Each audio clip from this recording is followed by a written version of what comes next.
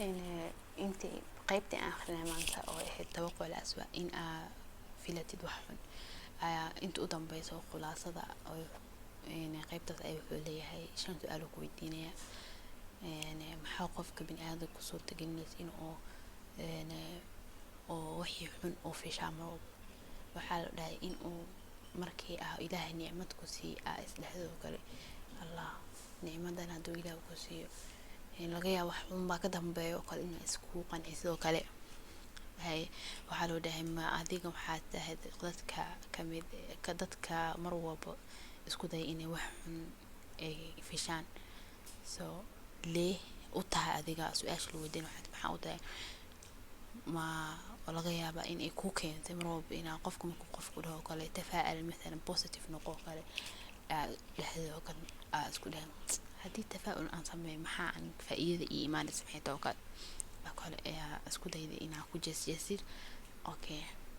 الضغوط النفسية التي يسببها حالة توقع الأسوأ marka adiga waxaan ku keenay marka waxaa ku imaanaya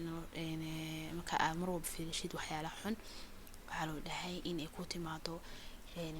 wax ahami laakiin aadan aqoon hamigaas meesha ka imaado meel oo ka imaado ma garan kartay hamma jiro dan waxaa kugu dhacay laxadan noloshan ilaahay ku siiyay in aan macaankeeda ama dhadhankeeda aad